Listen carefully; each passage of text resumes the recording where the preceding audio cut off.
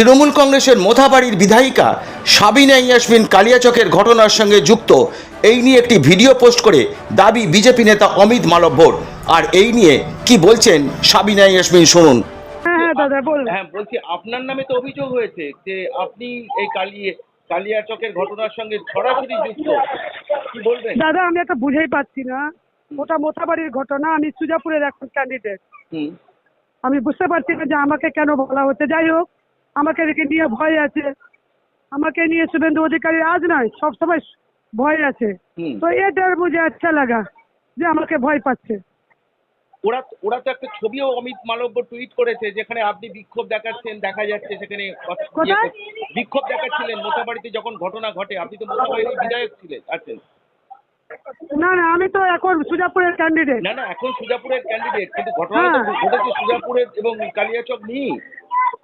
না, সেটা তো মোথাবাড়িতে ঘটেছে দাদা। হ্যাঁ, মোথাবাড়ির বিধায়ক তো আপনি, বিগত বিধায়ক তো আপনি।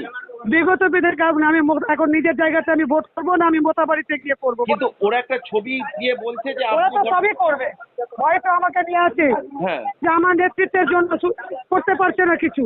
হ্যাঁ আমি প্রোটেস্ট করছি বিজেপির বিরুদ্ধে, লড়াও যাবো, বিজেপির অন্যায়ের বিরুদ্ধে লড়াও যাবো। আমাকে ভয় দেখে একটু লাভ নেই। যদি ক্ষমতা থাকে তো তাহলে প্রুফ করুক, সিবিআই সিডিআই আর এনআইএ যা করার করুক, অসুবিধা করতে আছে। তাহলে এই ঘটনা কারা ঘটিয়েছে বলে আপনি মনে করছেন? না, এটা প্রশাসন দেখবে, আমি কেন বলতে যাবো কারা। যারা অপরাধী যেই করেছে এটা অন্যায় করেছে, এটাকে আমি প্রশ্রয় দিই না। প্রতিবাদ থাকবে, প্রতিরোধ থাকবে, কিন্তু সেটা শান্তিপূর্ণভাবে, আইনকে নিজের হাতে তুলে নিয়ে নয়। যারাই এই ঘটনার সঙ্গে জড়িত, প্রশাসন, ইলেকশন কমিশন ব্যবস্থা নেবে। অসুবিধা কোথায় আছে? আমরাও চাই।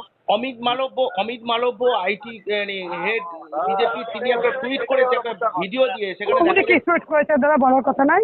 তবে আমরা সব আমাদের এরিয়া, আমরা শান্ত থাকার জন্য সবাইকে অনুরোধ করছি। আজকে যদি এই ঘটনা ঘটে থাকে, এটা তো একটা অন্যায় ঘটিয়েছে। 2 নম্বর, যদি ঘটিয়ে থাকে মানে এটাকে সাপোর্ট করছি না, এর জন্য দায়ী কে? আজকে এর জন্য দায়ী কে? সব থেকে আসামির কাঠগড়ে তো বিজেপিকে দাঁড়াতে হবে। আজকে কেন মুসলিম ভোটারদেরকে বাদ দেওয়া হচ্ছে? একই ডকুমেন্ট মুসলিমদের নাম কাটা যাচ্ছে, একই ডকুমেন্টে অন্য কাস্টের নাম তারা এলাও হয়ে যাচ্ছে।